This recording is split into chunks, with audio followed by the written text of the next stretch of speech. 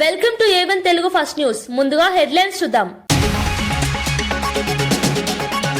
అధికారుల్లో ప్రతికూల ఆలోచనలు వీడాలన్న సీఎం చంద్రబాబు. పనితీరుతో పాటు ప్రవర్తన కూడా ముఖ్యమని వ్యాఖ్య. జనవరి 15 నాటికి అన్ని సేవలు ఆన్లైన్లో ఉండాలన్న ముఖ్యమంత్రి. రెవెన్యూ, దేవాదాయ శాఖల పనితీరు మెరుగుపడాలని సూచన.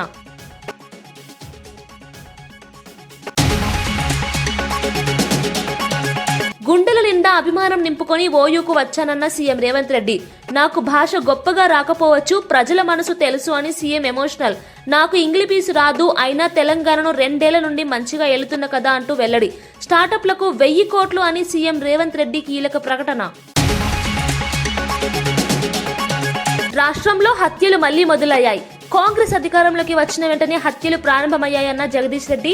సూర్యాపేటలో హత్యకు గురైన మల్లయ్య కుటుంబానికి పరామర్శ. మల్లయ్య కుటుంబానికి పార్టీ అండగా ఉంటుందని హామీ.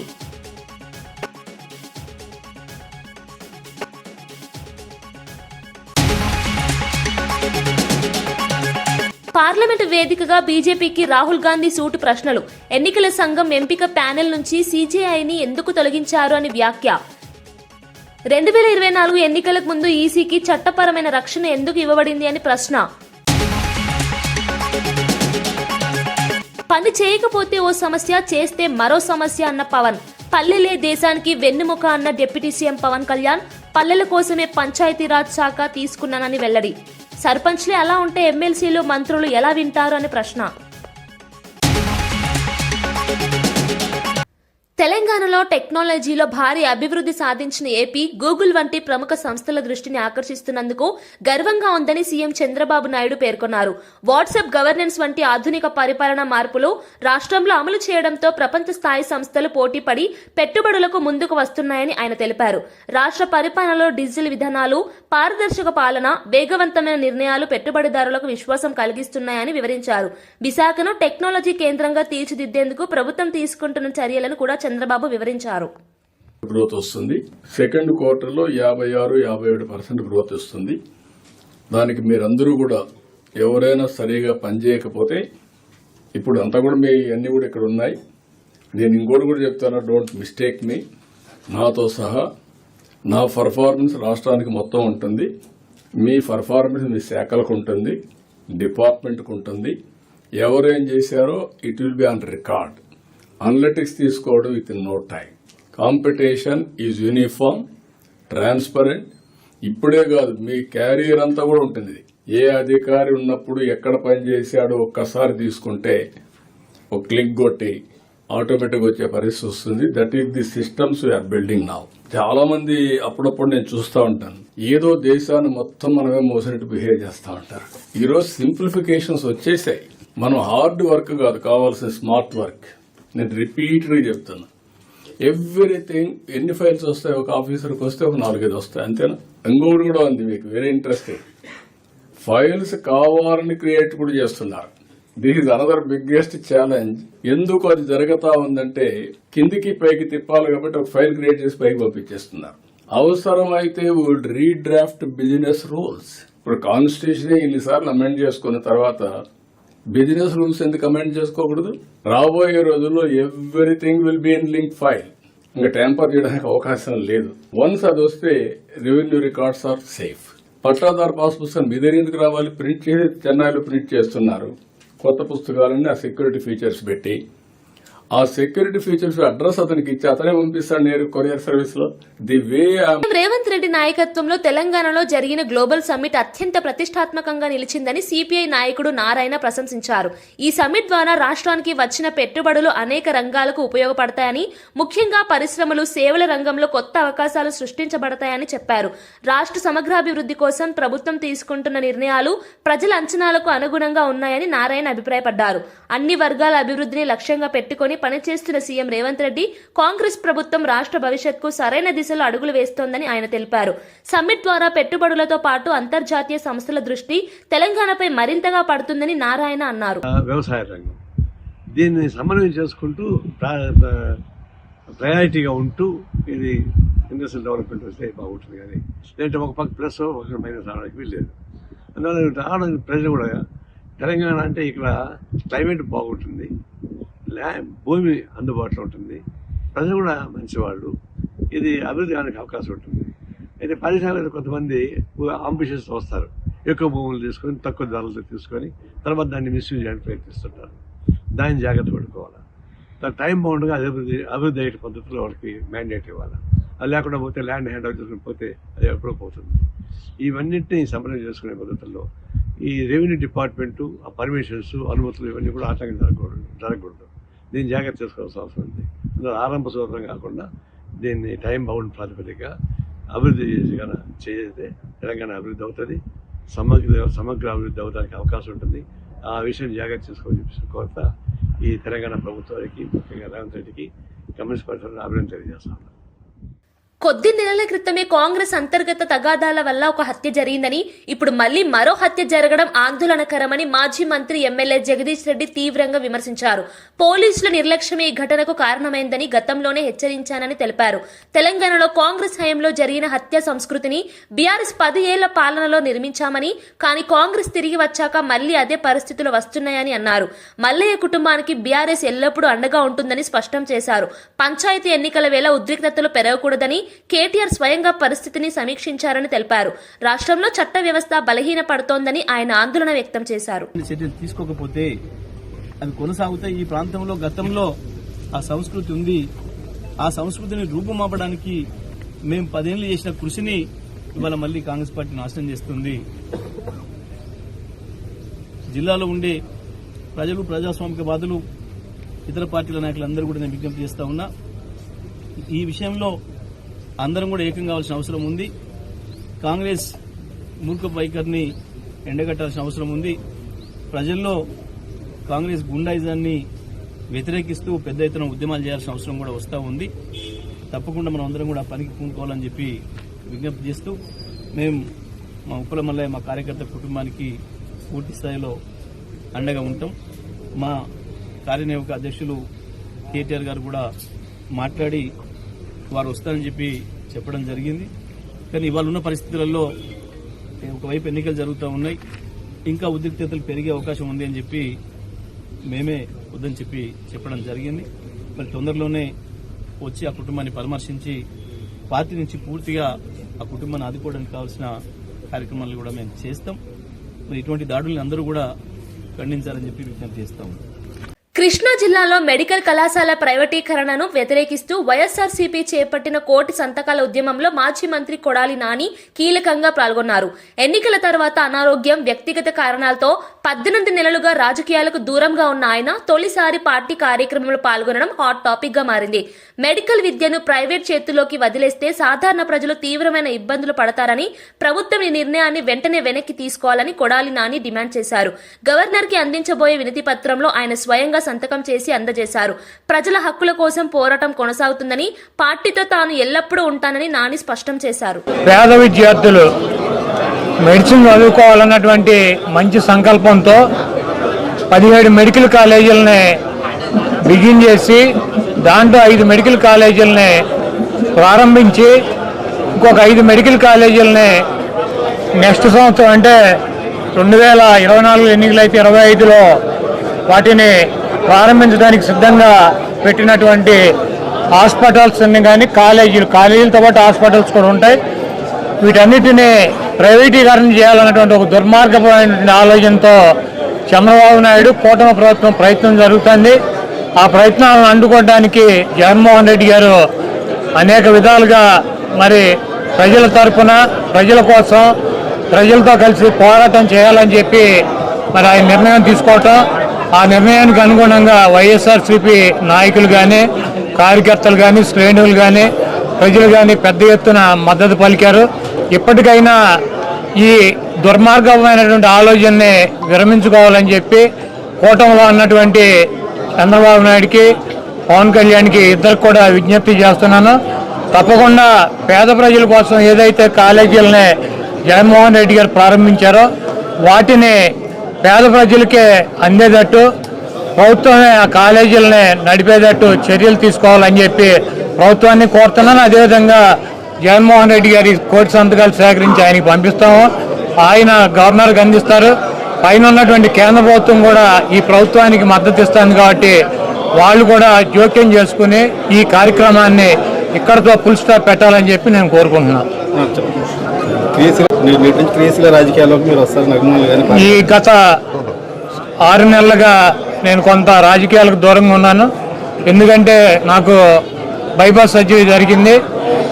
దానికోసం ఒక 6 నెలలు రెస్ట్ తీసుకోవాలని చెప్పి డాక్టర్లు చెప్పడం జరిగింది. దాని ప్రకారం 6 నెలలు కంప్లీట్ అయింది. అయితే ఇంకొక 6 నెలలు ఇటువంటి ప్రోగ్రాంలో పాల్గొంటాను తప్పకుండా. ఆ తర్వాత మరి ఎప్పటిలాగా ప్రజా ఉద్యమాల్లో కూడా రోడ్డు మీదకి వచ్చి ప్రజల తరఫున ఫైట్ చేస్తామని చెప్పి ఈ రాష్ట్రంలో జరుగుతున్నటువంటి అనేక అవకతవకలు కావచ్చు, అనేక రకాలైనటువంటి అక్రమాలు, వేధింపులు, వీటన్నిటిని కూడా ఎదుర్కొని నిలబడి వైఎస్ఆర్సీపీ జెండాని మళ్ళీ జగన్మోహన్ రెడ్డి గారిని ముఖ్యమంత్రిని చేయడానికి మాకు శక్తి వంచన లేకుండా కృషి చేస్తానని చెప్పి నా తండ్రి ప్రభుత్వ ఉద్యోగి కావడంతో ఆ కుటుంబాల సమస్యలు నాకు బాగా తెలుసని, ఎంత ఎదిగినా మా కుటుంబం ప్రభుత్వ ఉద్యోగ ఆదాయంపైనే జీవించిందని ఉప ముఖ్యమంత్రి పవన్ కళ్యాణ్ చెప్పారు. ఏపీ ప్రభుత్వ ఉద్యోగులకు సహాయం చేయడం తన ప్రాధాన్యతల్లో ఒకటని తెలిపారు. గత ప్రభుత్వ హయాంలో రోడ్లు, మౌలిక సదుపాయాలు పూర్తిగా నిర్లక్ష్యం పాలయ్యాయని, కూటమి ప్రభుత్వం ఏర్పడిన తర్వాత ఆ లోపాలను సరిదిద్దేందుకు వేగంగా చర్యలు తీసుకుంటున్నామని పేర్కొన్నారు. రాష్ట్ర అభివృద్ధి, యువతకు ఉద్యోగ అవకాశాలు, ఉద్యోగుల సంక్షేమం పట్ల తాను ఎల్లప్పుడూ కట్టుబడి ఉన్నానని చెప్పారు. పారదర్శక పాలనతో ప్రతి వర్గానికి న్యాయం చేస్తామని పవన్ స్పష్టం చేశారు. ఉద్దేశం మేము ఎంత మనస్ఫూర్తిగా ట్రాన్స్పరెంట్ గా మేము నిలబడ్డాము. ఈ వేదిక పైన ఉన్న ఆశీనులైన అందరూ అధికారులు, శశిభూషణ్ గారితో దగ్గర నుంచి మీరు ఇదే స్ఫూర్తితోటి గ్రామాల్లో అదే మీరు తీసుకెళ్ళాలని మేము కోరుకుంటున్నాను. మేము ఇన్ రిటర్న్ మేము ఏం కోరుకుంటాం అంటే మా ఇప్పుడు అలాగే మీరు కొంత జీతాలు కొంచెం సరిపోవట్లేదు ఇవన్నీ అంటే ఫస్ట్ మన సంపదని ఉత్పత్తి చేసిన తర్వాతే, సంపదని పెంచిన తర్వాత మనం ఏదైనా అడగలం. ప్రతి ఒక్కరు ఇప్పుడు ఏం చేశారు, కొన్నిసార్లు ఆర్థిక పరిస్థితి కూడా ఎట్లా అయిపోయిందంటే మనం పని చేయకుండా, ఏ అభివృద్ధి చూపించకుండా, ఇన్ఫ్రాస్ట్రక్చర్ డెవలప్ చేయకుండా, ఇన్ఫ్రాస్ట్రక్చర్కి అసలు డబ్బులు పెట్టకుండా ఎలాగ మనకి సంపద పెరుగుద్ది. అలాగే మీరు చెప్పినట్టు కొంత పొలిటికల్ వ్యవస్థ కొంత మారాలి, అకౌంటబుల్ వ్యవస్థ ఉండాలి. సో వీటన్నిటి మీద కూర్చొని చాలా చాలా ఎక్సర్సైజ్ చేసిన తర్వాత ఇవన్నీ జరిగింది. సో నా కోరిక, నా విజ్ఞాపన, నా విన్నపం, మేము ఏదైతే సదుద్దేశంతో చేసామో దాన్ని మీరు ప్రజలకి చేరువయ్యేలాగా మీరు ఆ సేవలు చేయమని మనస్ఫూర్తిగా కోరుకున్నాం. సో ఈ పంచాయతీరాజ్ వ్యవస్థని బలోపేతం చేయడంలో మీ పాత్ర చాలా చాలా కీలకం. కూటమి ప్రభుత్వం వచ్చిన వెంటనే గతానికి భిన్నంగా ఎలాంటి సిఫార్సులు లేకుండా మేము చేయగలిగాం. అది అలాగే గౌరవ ప్రధానమంత్రి శ్రీ నరేంద్ర మోదీ గారి నాయకత్వంలో వారు అందిస్తున్న నిరంతర సహకారంతో గౌరవ ముఖ్యమంత్రి శ్రీ నారా చంద్రబాబు నాయుడు గారి నాయకత్వంలో ఒకవైపు పల్లెలు అభివృద్ధిని ముందుకు తీసుకెళ్తా ఉన్నాం. చాలా చాలా సంస్కరణలు తీసుకొస్తా ఉన్నాం. అలాగే ఈ సంస్కరణలు రాష్ట్రంలో ఇంతకుముందు ఎప్పుడు లేని విధంగా ఏడాది కాలంలోనే దాదాపు మీరు ఇందాక చెప్పిన 10,000 మందికి ఇవ్వడం. సో సంస్కరణల ద్వారా పదోన్నతులు ఎలా వచ్చినాయి మీ దృష్టికి తీసుకురావడానికి, గతంలో పంచాయతీరాజ్ గ్రామీణాభివృద్ధి శాఖలో పదోన్నతుల వ్యవహారంలో చాలా చాలా సమస్యలు ఉండేవి. వీడిఓలుగా నియమితులైన వారు అదే పోస్టులు పదవి విరమణ పొందిన సందర్భాలు ఉన్నాయి. గ్రూప్ 1 ద్వారా ఎంపీడీఓగా నియమితులైన వారు 22 ఏళ్ల పాటు దాదాపు 2 దశాబ్దాల పైచిలుకు వాళ్ళకి ప్రమోషనే ఉండేది కాదు, పదోన్నతి ఉండేది కాదు. దీంతో పని పట్ల కొంత ఒక కంప్లసెంట్ యాటిట్యూడ్, ఒక నిరాసక్తత, ఒక నిర్లిప్తత వచ్చేది. దీన్ని పోగొట్టేందుకు చట్టబద్ధంగా అవకాశం ఉన్నంత వరకు సంస్కరణలు తీసుకొచ్చాం. గ్రూప్ 1 ద్వారా ఎంపీడీఓ స్థానంలో నేరుగా డీడీఓలుగా ఎంపికయ్యే ఈ వెసులుబాటుని కల్పించాం. తొలిసారిగా జెడ్పీ సిఇఓ స్థాయిలో ప్రమోషనల్ వ్యవహారంలో ఉమ్మడి రాష్ట్రంలో కూడా ఇందాక చెప్పినట్టు అమలు చేయని నిర్ణయాలని మనం కూటమి ప్రభుత్వం నారా చంద్రబాబు నాయుడు గారి నాయకత్వంలో ఇది అమలు చేస్తా ఉంది. గతంలో జిల్లా పరిషత్ సిఇఓ స్థాయిలో ప్రమోషన్లు చాలా తక్కువగా ఉండే. ఇప్పుడు ఆ స్థాయిలో కానీ తొలిసారిగా 70 మందికి మనం ప్రమోషన్స్ ఇవ్వబోతాం. అలాగే ఇంజనీరింగ్ విభాగంలో ఐఎన్సీ స్థాయి అధికారిగా ఉండి డిప్యూటీ ఇంజనీర్, ఎగ్జిక్యూటివ్ ఇంజనీర్ పోస్టులో ఉన్న అధికారులే బాధ్యత నిర్వర్తించేవారు. మన ప్రభుత్వం వచ్చాక ఐఎన్సీ స్థాయి. సమాజంలో ప్రతి ఒక్కరిలో మానవత్వం పెంపొందాలని, అది భవిష్యత్ తరాల కోసం అత్యంత అవసరమని హోంమంత్రి అనిత అన్నారు. విజయవాడలో జరిగిన డాన్స్ బోలా 2.0 కార్యక్రమంలో పాల్గొన్న ఆమె పేద, అనాథ బాలికల కోసం మహాత్మాగాంధీ కస్తూర్బా పాఠశాలలో 6 అదనపు తరగతి గదుల నిర్మాణానికి నిధుల సేకరణ కోసం ఈ ఈవెంట్ నిర్వహించడం అభినందనీయమని పేర్కొన్నారు. పేర్కొన్నారు. విద్యా అవకాశాలు లేని చిన్నారులకు చదువు అందించడానికి సామాజిక సంస్థలు ముందుకు రావడం మంచి పరిణామమన్నారు. సమాజం అభివృద్ధి చెందాలంటే విద్య, సేవ, మానవత్వం 3 ఒకే దారిలో నడవాలని ఆమె అభిప్రాయపడ్డారు. ప్రభుత్వం కూడా ఈ తరహా సేవా కార్యక్రమాలకు ఎల్లప్పుడూ మద్దతుగా ఉంటుందని తెలిపారు.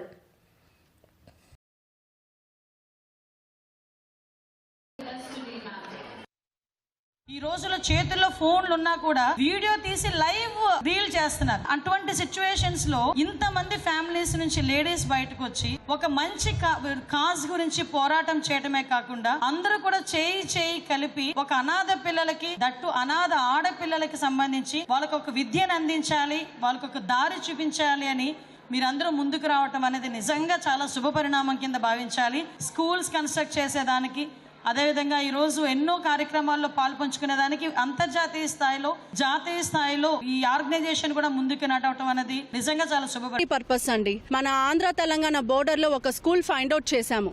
వాళ్ళు ఆర్ఫన్ గర్ల్స్ అండి, అంటే సింగిల్ పేరెంట్ ఉన్నోళ్ళు, అసలు పేరెంట్స్ లేనోళ్ళు ఒక 250 మంది పిల్లలు, బాలికలు చదువుకుంటున్నారు. వాళ్ళు చదువుకునేటప్పుడు ఒక క్లాస్ రూమే ఉంది, వేరే ఫెసిలిటీస్ ఏమీ లేవు. ఆ 250 మంది ఏం చేస్తున్నారు, చెట్టు కింద కూర్చొని చదవటం జరుగుతుంది. వాళ్ళకి 6 క్లాస్ రూమ్స్ కన్స్ట్రక్ట్ చేద్దామని ముందుకు వచ్చి ఈ ఫండ్ రైజింగ్ ఈవెంట్ చేయడం జరిగిందండి. అమెరికా పర్యటనలో ఉన్న ఏపీ మంత్రి నారా లోకేష్ శాన్ ఫ్రాన్సిస్కోలో గూగుల్ సీఈఓ సుందర్ పిచాయ్తో సమావేశమయ్యారు. విశాఖలో స్థాపనలో ఉన్న గూగుల్ ఏఐ డేటా సెంటర్ పనుల పురోగతిపై సమగ్ర సమీక్ష నిర్వహించారు. డేటా సెంటర్ పూర్తవడం ద్వారా ఆంధ్రప్రదేశ్కు భారీ స్థాయిలో సాంకేతిక అభివృద్ధి, ఉపాధి అవకాశాలు లభిస్తాయని లోకేష్ పేర్కొన్నారు. రాష్ట్రాన్ని టెక్నాలజీ హబ్ గా రూపొందించడానికి ప్రభుత్వం తీసుకుంటున్న చర్యలను పిచాయ్ కూడా అభినందించినట్లు సమాచారం. డిజిటల్ మౌలిక వసతులు, నైపుణ్య అభివృద్ధి, యువతకు ఉద్యోగ అవకాశాలపై కూడా ఇరువురు విస్తృతంగా చర్చించారు. గ్లోబల్ టెక్ సంస్థల పెట్టుబడులు పెరిగేలా ప్రభుత్వం మరిన్ని సంస్కరణలు చేపడుతుందని లోకేష్ తెలిపారు.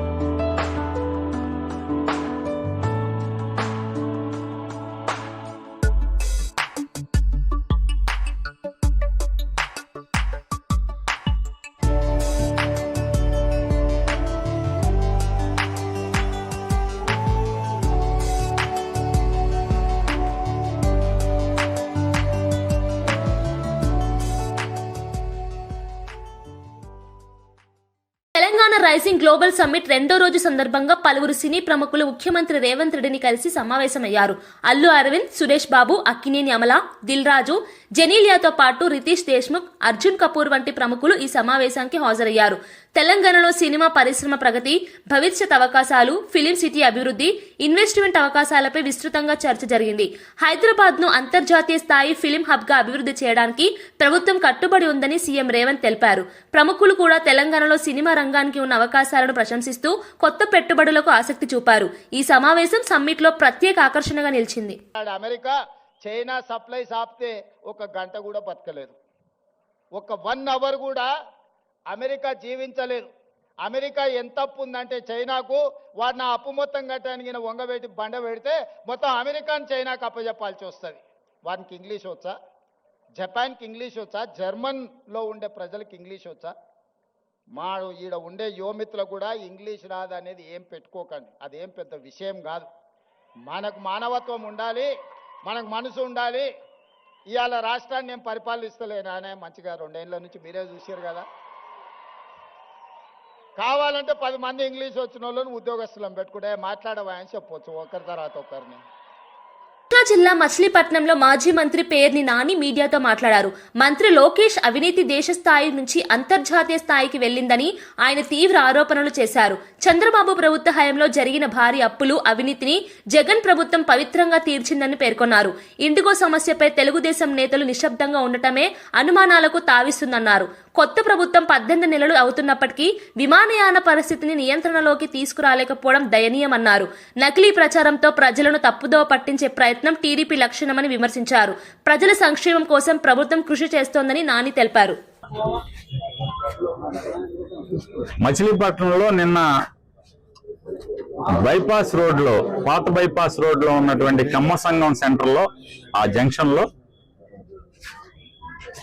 ఉన్నటువంటి ట్రాఫిక్ ఐలాండ్ లో వాజ్పేయి విగ్రహానికి కొబ్బరికాయ కొట్టాలి, ఎన్టీ రామారావు బొమ్మ పెట్టాలి అనేటువంటి తొంతోటి నిన్న నడిచిందంట. దాంట్లో నేను బీజేపీని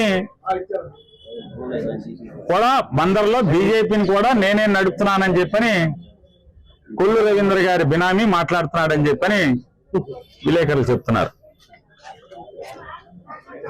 ఇప్పుడు అంటే బినామీ అంటే ప్రతిదానికి బ్రోకరేజ్ చేస్తుంటారు, ప్రతి పనికి డబ్బులు మాట్లాడటం, ఇట్లాంటివన్నీ చేసేటువంటి అతను మాట్లాడారని చెప్తున్నారు.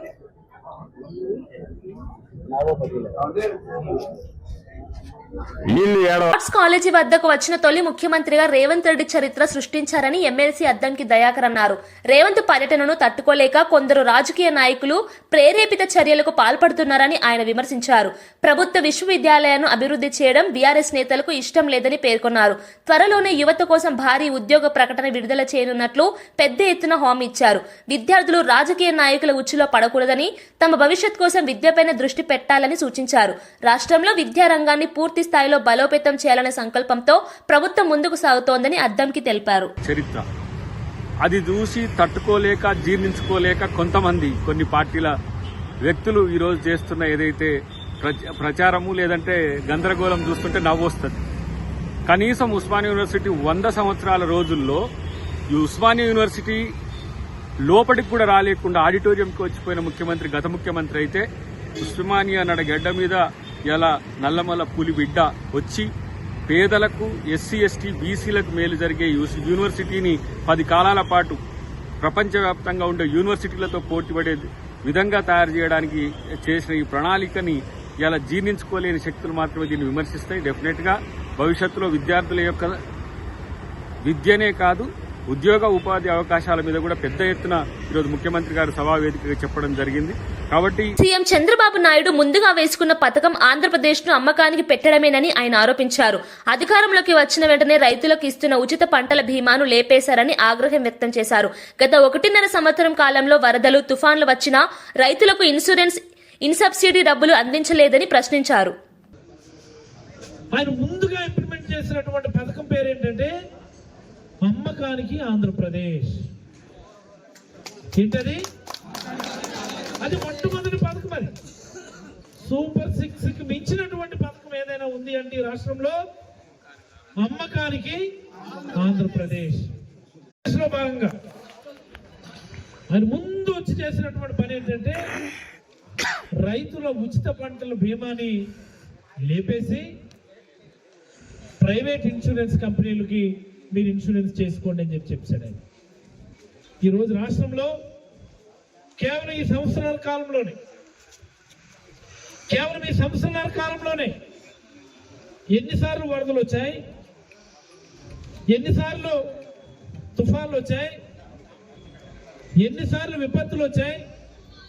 ఏ ఒక్కసారైనా సరే, ఏ ఒక్క రైతుకైనా సరే ఇన్సూరెన్స్ డబ్బులు కానీ, ఇన్పుట్ సబ్సిడీ డబ్బులు కానీ రావడం మనం చూసామా అని నేను అడుగుతా ఉన్నాను. ప్రైవేట్ ఇన్సూరెన్స్ కంపెనీలకి అమ్మకానికి పెట్టినటువంటిది మొదటి వెన్నుపోటు. మరి ఆ తర్వాత చూసుకుంటే ఈ రాష్ట్రంలో ఉన్నటువంటి మండలం కనెక్టింగ్ రోడ్లు, మేజర్ మండల్ కనెక్టింగ్ రోడ్లు ఏమైనా ఉంటే వాటన్ని. వార్తలు ముగించే ముందు ముఖ్యాంశాలు మరోసారి. అధికారుల్లో ప్రతికూల ఆలోచనలు వీడాలన్న సీఎం చంద్రబాబు. పనితీరుతో పాటు ప్రవర్తన కూడా ముఖ్యమని వ్యాఖ్య. జనవరి 15 నాటికి అన్ని సేవలు ఆన్లైన్లో ఉండాలన్న ముఖ్యమంత్రి. రెవెన్యూ, దేవాదాయ శాఖల పనితీరు మెరుగుపడాలని సూచన.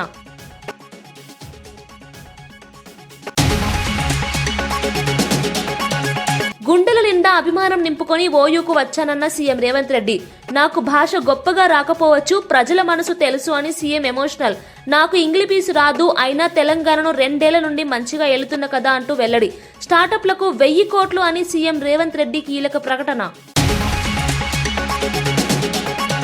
రాష్ట్రంలో హత్యలు మళ్లీ మొదలయ్యాయి. కాంగ్రెస్ అధికారంలోకి వచ్చిన వెంటనే హత్యలు ప్రారంభమయ్యాయన్న జగదీష్ రెడ్డి.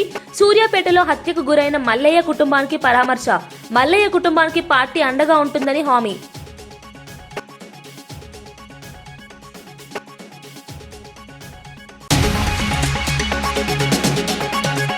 పార్లమెంటు వేదికగా బీజేపీకి రాహుల్ గాంధీ సూటు ప్రశ్నలు.